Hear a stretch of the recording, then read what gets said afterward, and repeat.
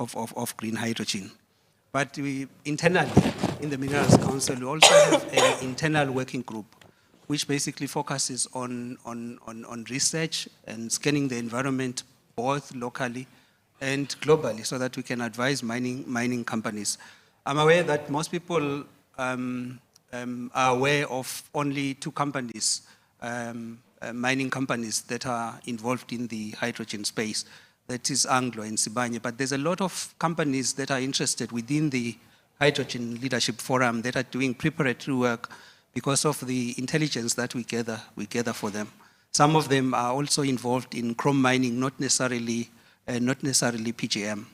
But I also just want to talk about the fact that in South Africa we are abundantly endowed in mineral resources, up to 38 minerals that can be mined or commercially exploited locally. But the challenge is exploration. The exploration aspect of the value chain is not really happening. Among major mining jurisdictions globally, including Australia and Canada, South Africa is the least explored jurisdiction. So what that means, it means that we do not necessarily have the pipeline of product. So, and eventually, some people talk about mining being a sunset industry. Without exploration, indeed, mining will be a sunset industry. But when we look at the minerals for the future, 10 of those minerals are found in South Africa. And South Africa, in fact, is ranked in the global top 10 in those minerals. But the problem is that there is no exploration or investment in new mines. Thanks, Bongani. I mean, we look forward to engaging further in terms of your perspective on why you think that is the case, in terms of the minerals of the future and some of the key constraints that we currently have from an exploration perspective in the value chain. Hartmut. Thank you very much. I think my colleagues have actually said a lot in a mouthful. What I'd like to do is sort of, from a broad overview from a CSR perspective, we realize that the energy producers and the energy powers in the world is changing. The status quo is not going to be as it is now, and it's changing. So we see that as a tremendous opportunity for South Africa to position itself well in the value chains, but also grab market share where they see opportunity. And from a CSR perspective, we're really looking at the technologies enabling some of the conversations that we're talking about here. We're talking about taking the minerals. We've already spoken a little bit about, from the mining perspective, we're talking about the legislative and the policy enablement. And then we're also talking about what the potential demand is like from a general mining industry perspective. And we see ourselves as providing some of the technology platforms, the knowledge, and the capabilities in the South African economy and industry to allow for these, I suppose, these conversions and the decarbonization to happen in a way that makes sense. So one of the things that we have started in the CSR is a decarbonization program specifically focused on mining, where we're trying to enable with various partners. That's part of our sort of value system. We partner with various private and public sector companies to really enable a cost-effective way of doing the conversions for some of the mobility platforms that you've got for primary and secondary mining equipment, where we believe if we're able to make those conversions affordable enough, then the mines that are obviously looking at hydrogen as an energy mix can really focus on things like infrastructure, storage, production, whatever sort of methodology and process that they want to engage with to allow for decarbonization. They would be able to focus on those larger infrastructure related requirements instead of needing to stress too much about, okay, how am I going to convert this vehicle? So we're trying to enable the local mines to make this decarbonization journey more cost-effective, easier, and better understood. So really, we see this as a tremendous opportunity. And from a technology point of view, it's also very important, and it's something that I suppose I want to elaborate on a little bit later, is the importance of where does the IP sit? We talk a lot about the partnerships. We've had a lot of wonderful conversations about partnerships with various countries. The question, and the key question I ask myself all the time, where does the IP sit? Because there are some very clear benefits depending on where the IP sits. There's a big difference between a price taker and a price setter. And if you're a price taker, the IP is not sitting with you. The IP is sitting somewhere else. You're being asked to execute on the IP production or whatever the case is. But if you're a price setter, you're most likely sitting with the IP. So thank you.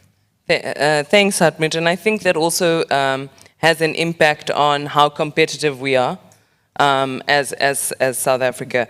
Now, South Africa has identified, PGM beneficiation as a key economic opportunity and really, a catalyzing force for advancing hydrogen and fuel cell research as well as associated development initiatives.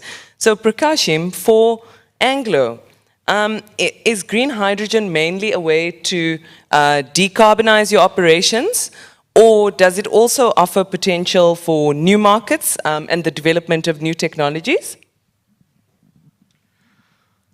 Thanks.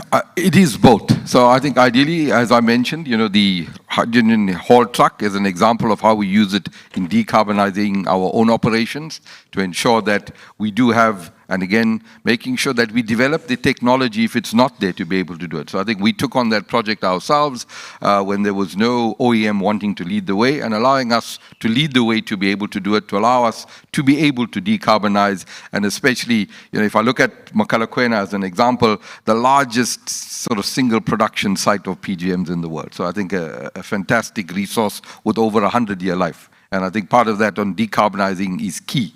And decarbonizing the diesel, and we looked at alternatives. So we would have looked at an alternative of in-pit crushing and conveying, and the decarbonized method through the fuel cells allows us then to allow for the market creation. So PEM electrolyzers in the production of hydrogen, and then the hydrogen used then in the fuel cell in large transport vehicles. So that's why I say it's a both. It's both allowing us to decarbonize and then also grow the PGM demand market. I think, so the idea is that, with that, we will then create, we've got the proof of concept now working. We've heard about the conversion of 40 trucks, but then beyond that is the 4,000 odd trucks that sit in the broader ecosphere. And I think we mentioned, in the Anglo's mines as well, and the broad sphere. I think there's an example quoted that when you look at decarbonizing, if you change all the haul trucks in the world, you'll decarbonize a country like New Zealand. That was one of the initial stats brought.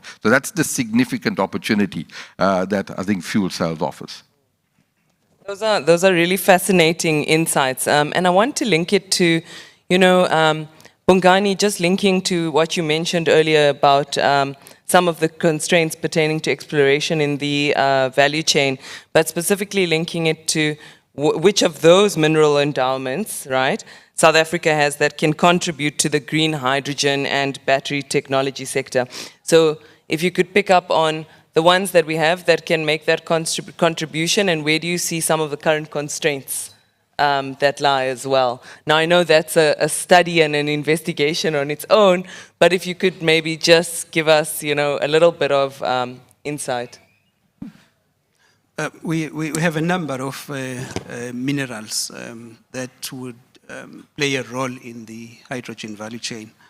We've spoken about the PGMs, iridium and platinum, but also there are other minerals that they are not as prominent as people might. They are not as prominent as people might not be aware of them, such as vermiculite, which is used in nuclear technology. But we also have vanadium, which is can be used in, as well as antimony, which can be used in battery technology.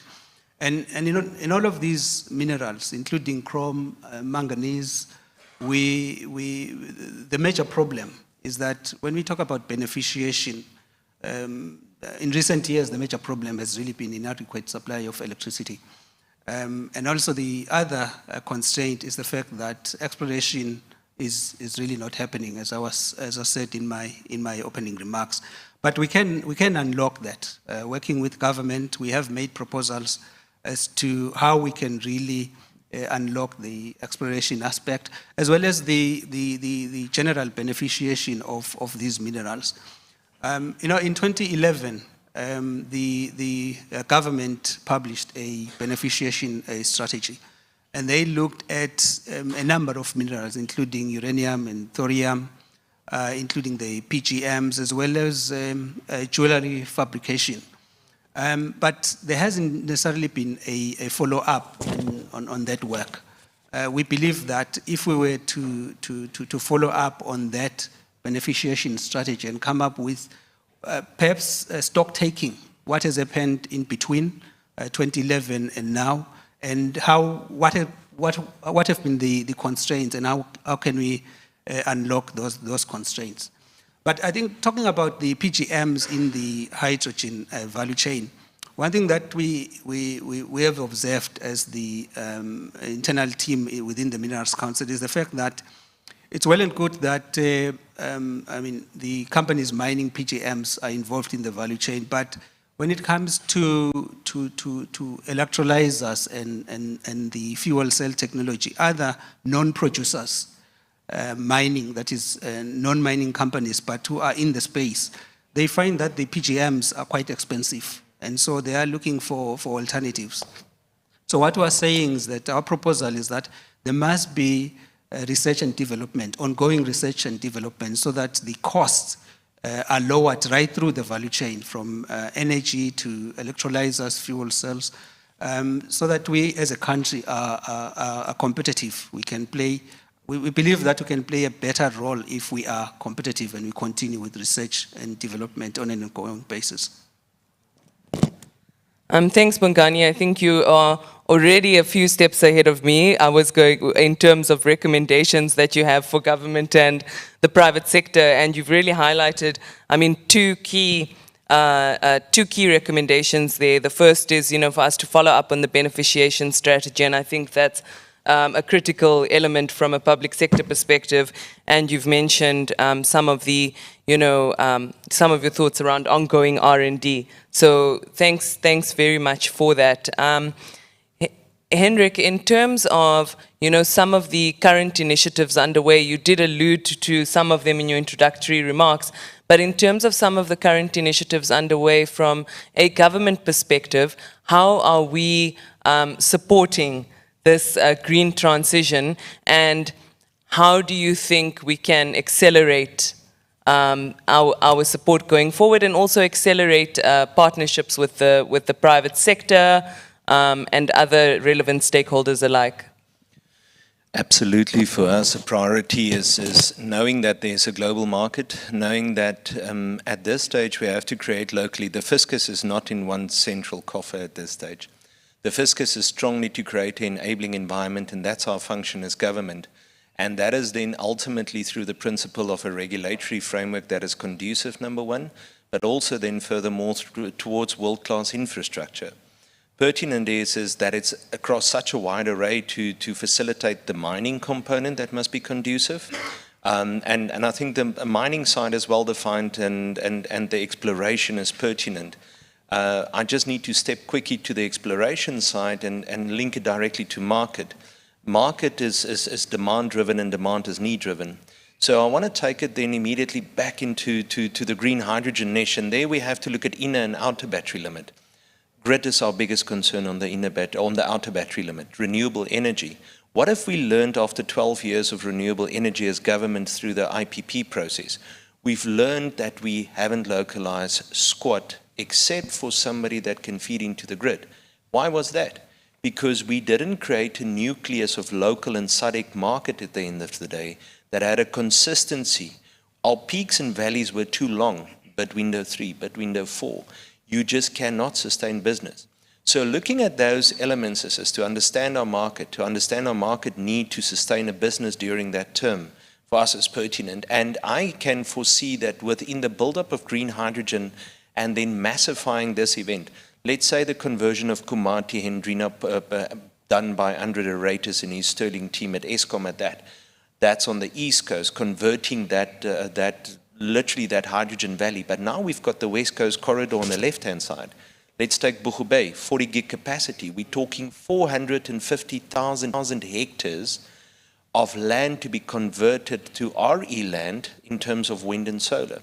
So we can go out to private sector and say to private sector, in an outer battery limit, this is our input needs. Let's localize. I want to dare ThyssenKrupp.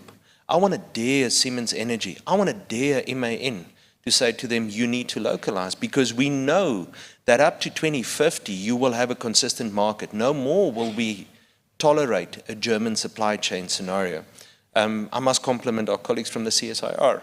We must start owning some of that IP. UWC, a quadro-helix model for us as government is important. We know business is committed. We know we've got Anglo. We're stimulating them. Our communities need to come on board and that we can convert towards skills that can transition into this industry. Our knowledge partner, CSIR, UWC, whomever being out there in terms of our knowledge partner, our R&D need to speak to that demand and need. So for us as government, we need to stimulate that. And then ultimately, very important is us as government, that in a conducive environment. So what do we focus on currently? The localization drive, but it can't stop there. It needs to move into our SEZ policy review currently, where we create the industrial base, where we create the global trade niches, and the incentivized environment to facilitate this ultimately. And if we can combine these elements with our focus point currently, we are definitely on an exciting new track to facilitate this process. Thank you. Thank you so much. I think there we have it. Hendrik has really, challenged some of our private sector partners in terms of accelerating some of the benefits that we will be able to see in the industry. Hartmut, I'd like to, in terms of some of the lessons that we can learn in other parts of the world, in terms of how we structure this new beneficiation opportunity for maximum benefit, and also, it's linked to some of the points that Hendrik had mentioned around, if you could elaborate on that, but also some of the potential pitfalls that you feel we need to be cognizant of. And linked to that, if you could also, the third element is just to elaborate on the IP. I wanted to pick up on that you mentioned earlier. Okay, great, thanks. So there's three main sort of topics that I want to sort of touch on. So there's ecosystem, there's skills, and then there's the IP generation and ownership. So let me start off with, I suppose, the ecosystem. So the ecosystem needs to be supportive, and that also means, I suppose, very plainly speaking, funding. In my previous life, I was in private sector, and there were scenarios where various export agencies would be able to provide credit for certain projects in, let's say, South Africa, Africa. So I used to do a lot of projects out in Africa. Now what's interesting is if you actually look at it on the face value, great, you've got funding for the project. When you start looking at the T's and C's, you start realizing that the export agency puts in clauses where they say you need to use X, Y, and Z company to execute the work. So what does that effectively mean? You get the funding for the project, but the money tends to then be circular because they tend to then spend it on their own entities, and that money then filters back into their head offices or companies overseas. So that is something interesting to bear in mind when we start looking at financing options, financing deals. I've heard very large numbers during this conference, which is very encouraging, but at the same time, I would be asking those that are making the decisions, looking at those contracts, to be cognizant of some of these clauses that might be in some of those agreements to make sure that I suppose the financing and the options linked to that speaks towards the localization aspect that we've just mentioned. The second thing that I'd like to then talk about is skills. Again, from a partnership perspective, there's been a lot of conversations about sharing skills and knowledge. The one thing that we need to understand is we won't be able to simply import curricula and delivery models of curricula as it is overseas. The reason is our context is completely different. In the CSIR, for example, we've developed a learning and skills development platform in partnership with some of our big partners, obviously from the mining industry. It is a platform that we're currently calling a learning factory. This concept was developed in other countries, but what's interesting is we need to localize the delivery model and the content for consumption in our context, which is very important to keep an understanding for. And maybe one example that I can just talk about is the fact that there's a large portion of the population, working population, that is not proficient in reading. So there's a large population that is illiterate. So that obviously means that, when we're thinking about the delivery model needs to be designed to take that into consideration. Then from an IP generation and ownership, I think this is an extremely important topic, and we need to look at it from 2 points of view. From a subsystem point of view, i.e. feeding into major technologies that are going to enable this green hydrogen revolution around fuel cells and electrolyzers. The second one is around application-based technologies. So some of the things, for example, that Anglo did with the hydrogen truck, that's a wonderful example. It has captured the imagination of many South Africans, which is absolutely fantastic. And it's the first one in its industry, first one in the world. I think it's just given everybody going to bed with a big smile on their face. But it's important that those technologies that are used for primary and secondary mining equipment, long haulage, logistics, for locomotives and so on, that we are able to capture some of that IP and know-how locally. It's very important. Because what we have noticed is that countries that tend to hold IP tend to be able to create high-value jobs and create wealth. And that's something important that we need to keep in consideration. The difference, for example, is if you have a large OEM that comes knocking on your door and say, hey, listen, will you produce this component or this equipment for us? They will tell you, if you produce it at this price, you'll get the contract. So now you need to make sure, okay, fine, I need to now produce this thing at this price, otherwise I don't get the contract. The other way around is if you are in the OEM, you get to dictate that these are the terms, specifications, and price at which I want to have the stuff manufactured and delivered. So there's a fundamental difference. But all of this cannot be possible if we're not, and I'm just leaning on also what Hendrik said, cannot be possible if the focus, funding, and the collaboration between private and public sector on the R&D front is not there.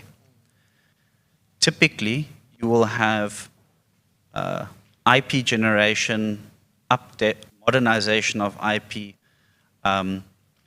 and the creation of technical solutions typically being encouraged coming out of R&D type of activities. There is something from a government point of view where they are encouraging this through the Section 11D in the Income Tax Act, which is called the R&D incentive, which not a lot of companies are always aware of. And CSIR, at least from the mining team, is saying, listen, come to us, work with us, and we'll help you through that process so we can help you realize those potential gains on the R&D incentive that are there, that has been built in to allow exactly this. Thank you very much, Hartmut. I think what you've raised and really looking at it from an ecosystem perspective is really critical. And there's 3 things, just to refresh that Hartmut raised. First was, that we need a supportive ecosystem. Second, we need the right skills. And thirdly, from an IP IP perspective, specifically in terms of some of the socio-economic benefits that can be accelerated within South Africa through clarifying some of those IP ownership elements, which are really critical, linked to the R&D elements, which Bongani mentioned earlier as well, in terms of the ongoing R&D that is required. So I'd now like to open up the floor for some questions from the audience. There's also a way, if you'd like to, if you don't want to speak from the floor, you just go onto the app, click book, make sure you book the session. So you click on the panel session, click book, and you can also post a question on the app. But there will be mics going around, so the floor is yours after that rich discussion. Please feel free to pose very difficult questions to our panelists. We have a question in the front.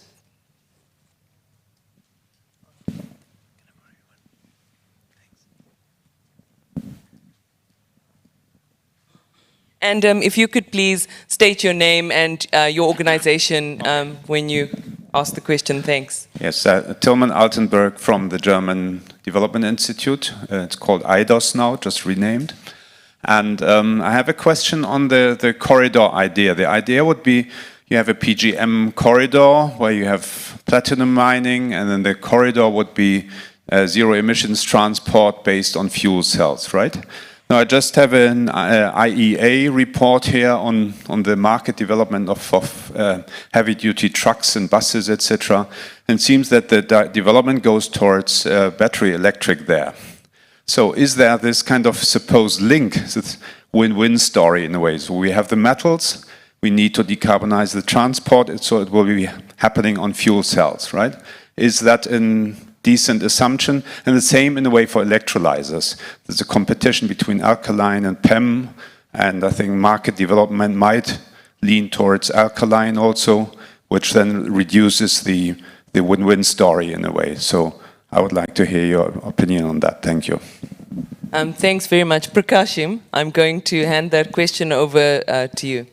Yeah, I think on the heavy transport sector, we've seen recent announcement of where the move from battery electric back into fuel cells. So an example being in Belgium, the beer trucks have moved to fuel cells. We heard of the train that's gone to fuel cells. We've heard of BMW announcing that an SUV, they're looking at fuel cells. So I think around this transition, there's always been the thought of internal combustion vehicles to BEVs. But the BEV transition needs metals that won't allow the transition by 2035. And I think that's key, why there is a space in the market for fuel cells. And we think that space could be as much as 10%, especially in the heavy sector. And that's the impetus of the project. So the project on the hydrogen corridor includes the OEM vehicle manufacturers, includes Sasol, Total Energies, Bambili Energy, NG, and ourselves. And the idea is that a cross-section of suppliers, allowing you then to create that network, allowing for refueling stations,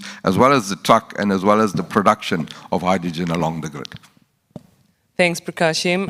Any other questions? Okay, I see there's two on this side, and then we'll take, I think we'll take 3 questions at the same time. So the 2 gentlemen on this side and the gentleman in the front, and then we'll open up again. I've noted the hand at the back as well. Thank you. Good morning, Chairperson, panelist. I'm Martin van Zyl from Amalgamated Minerals. I'm in a mining space. I'm looking at, willing and generous private sector investors in the energy space. The challenge that we have in mining is the overregulation of government departments. Now, with Just Energy, I'm looking at, is there a convergence point where environmental affairs, water affairs, minerals and energy, land affairs, and the Treasury makes it easy for people to enter the space. We know there's a number of roadblocks with that, and when will it ease up? Because if you go, you'll be sent from A to Z, and the mining sector have addressed this matter extensively at the mining conferences. And across border, you find SADC countries much easier to access the space than in our own country. The question to Anglo is that if I put my battery-driven combi on your mine, what will bar me from the Mine Health and Safety Act to use it if I win a tender with your company? Thank you. Thanks very much, and we'll take those two questions. But if I could please ask you, because I think there's a lot of interest in the panel, to keep to one question, please. Yeah. Thank you. Very interesting discussion so far. My name is Germer Lebbing. I'm from the Netherlands Embassy. You were all talking a little bit about localization. I think you started with ecosystems, skills, IP. And that brings to my mind, how do you see the role of international cooperation? Is there a place, or is it something you are, everything you want to do yourselves? Thank you. I'm right in the front. Right in the front over here, please. Thank you. Hi, my name is Jin. I'm from South Korea, but I'm based in South Africa. So one of the business is energy industry. So I'm done like a BESS project with the ESCOM, and then we are busy at the moment to maintenance for Matla power plant.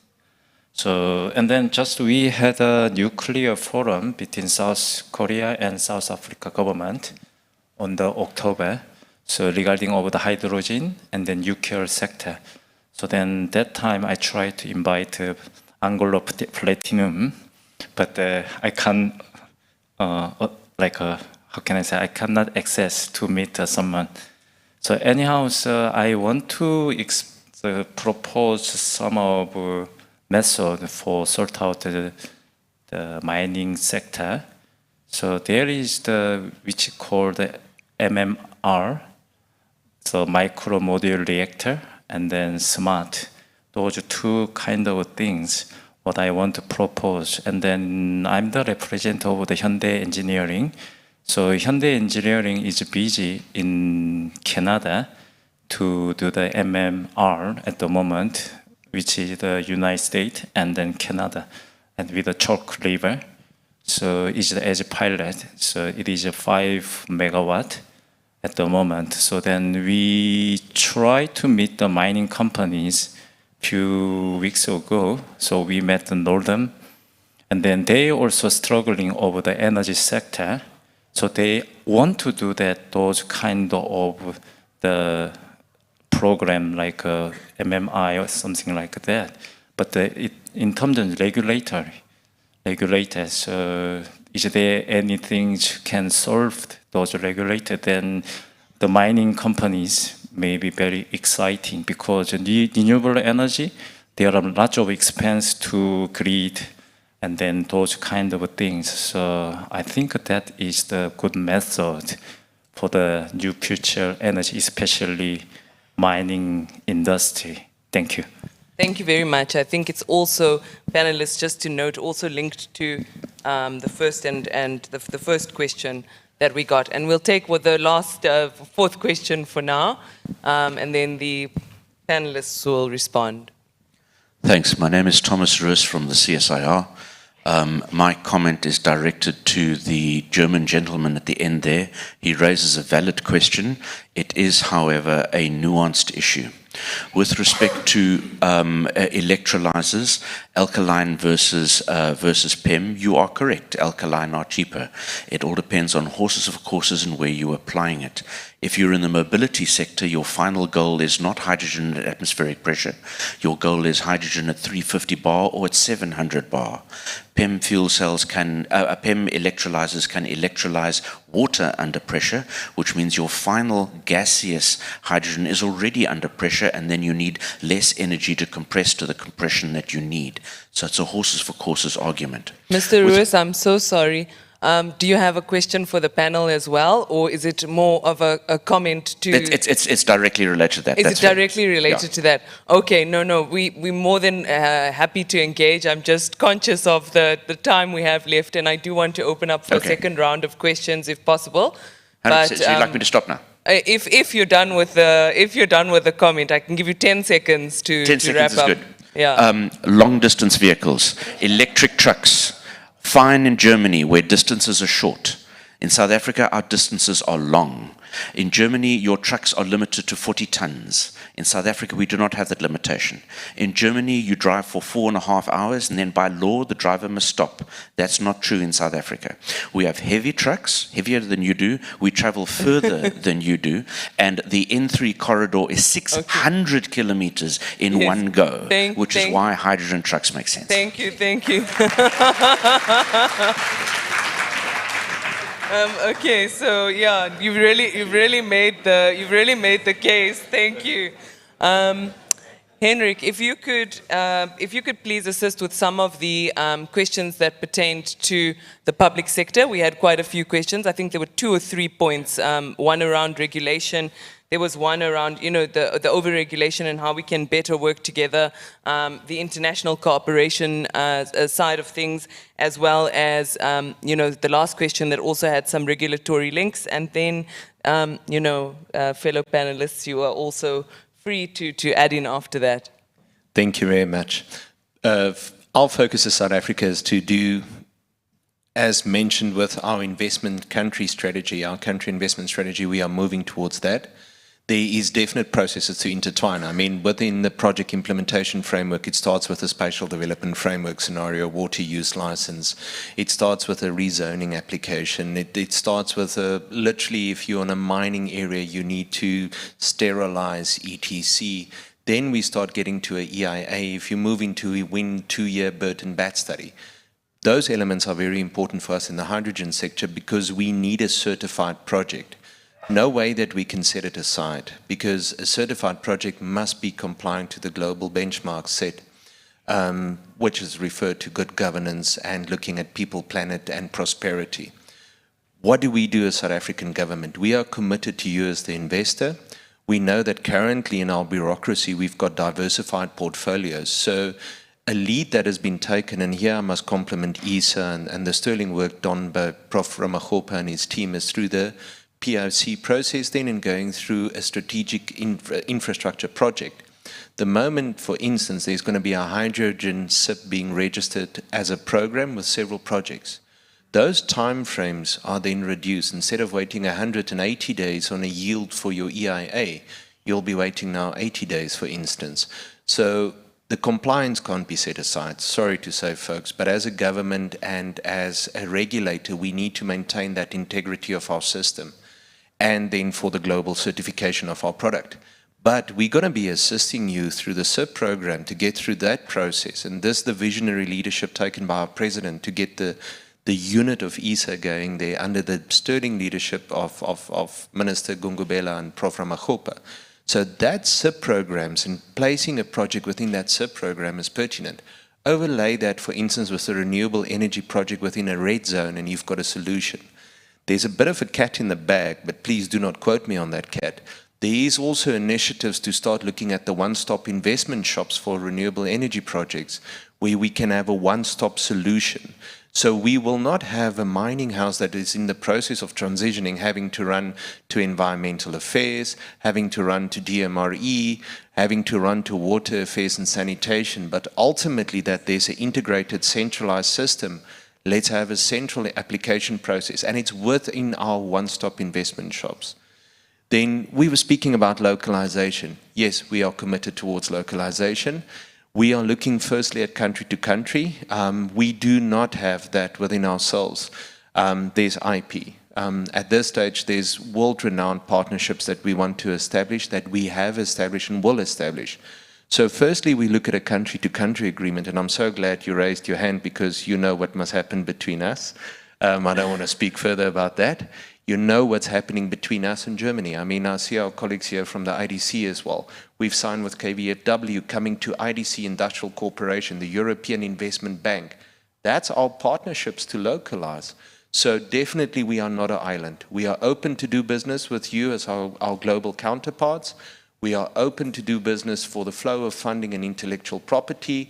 And I think let's start with those country-to-country agreements, and then our company-to-company agreements follow, and we can anchor these investments. Thank you very much. Thank you, Henrik. And you've really emphasized some of the partnerships that we are open to creating. Panelists who would like to give the next input? Prakashim? I think maybe adding to Hendrik, part of mining is responsible mining. And part of the just transition is the social aspect around it. So IRMA, which is a initiative for responsible mining assurance, I think starts ensuring, because part of the products we create as mining houses need to be used in this green transition.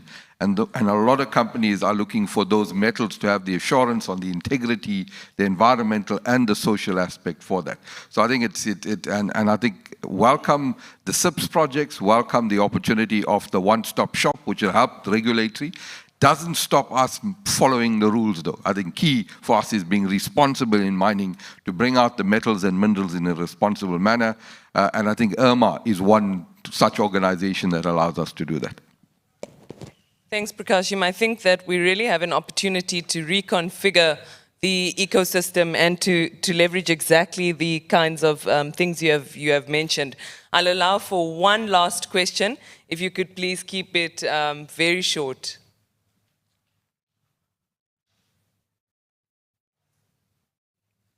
Oh, question? Okay. Yes.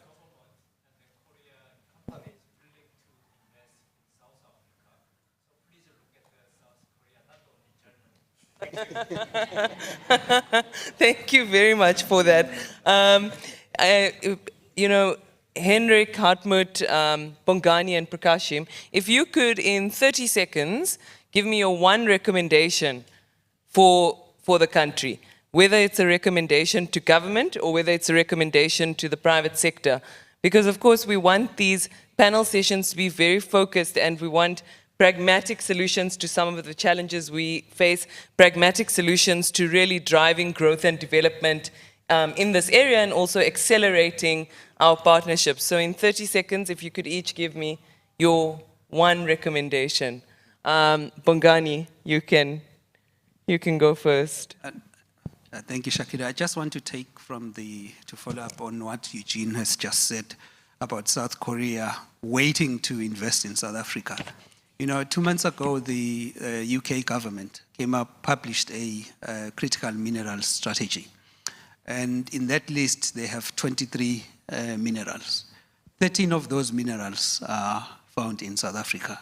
So as we develop or make a review or update of the beneficiation strategy, we need to ask ourselves how we can attract that capital into the country, because the Brits are really waiting to invest in South Africa. As long as the environment is conducive, they will plow money into South Africa.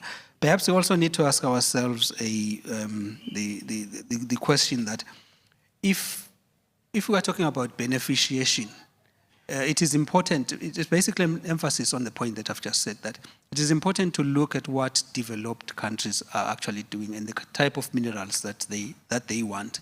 We can also develop a very progressive strategy where the beneficiation is actually done in South Africa, instead of us having to export the raw minerals into those jurisdictions and where the beneficiation takes place there. Thank you. Prakashim, please go ahead. Yeah, I think we alluded to it. So it's the regulatory framework. So I think like anything, we've made great strides in that. If I just look at the energy space and renewable energy space, the recent announcement allows these projects to be fast-tracked and move fast with speed to allow us that energy security that we're looking for. But it's that regulatory framework towards the SIPS projects and ensure that in developing it, once announced, that we do create that coordinated effort and that one-stop shop that allows you to get the projects quick on the ground. Because I think we've heard, over yesterday, we've heard that there's investment out there, so it's making that enabling ecosystem to allow the right capital, to come together for the right project with the right actors, but making sure we have the regulatory framework that brings that together. I think that's really interesting what you said, the right capital with the right project and the right actors. And I think that's really critical. It sums up a lot of, what we're trying to create. And what we've seen increasingly yesterday and today is that the money and interest is there in South Africa for investment in us as a country. It's there. It becomes increasingly apparent. The gentleman from South Korea had highlighted as well. So I think it's really clear, and it signifies that we have a unique window of opportunity. And also we need to really, take it on now and act now. Henrik and Hartmut, your one recommendation. Absolutely. From our side, focus, partnership, partnership, partnership. As government, we're not just a regulator. We are your partner. And there's market, there's capital, there's project, and then we come in to enable you. So that is our partnership. And I want to emphasize today, our role as government is that of a partner with you as our investors, our development partners. So let's have a responsive partnership and work together to realize this JP. Thank you.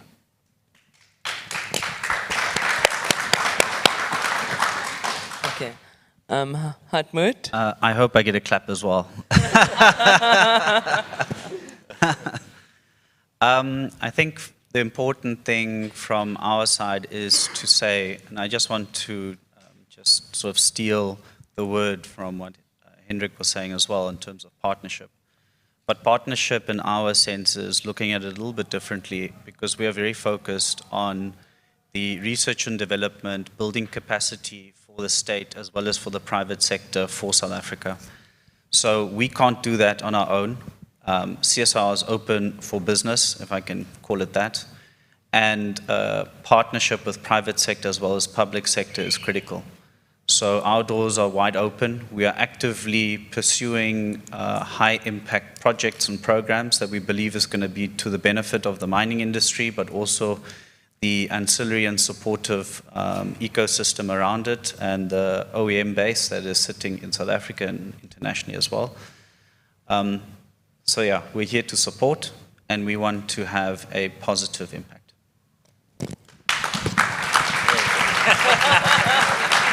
You got the clap. I would really like to thank everyone for attending today's session. A special thank you and a round of applause to our panelists. I mean, you can see they've come with vast experience, depth of knowledge, a wealth of knowledge, and I've personally really benefited from the session. And a huge thank you, if you can give yourself a round of applause as well, for the fantastic questions. Thank you very much. I think we have some gifts for you. I don't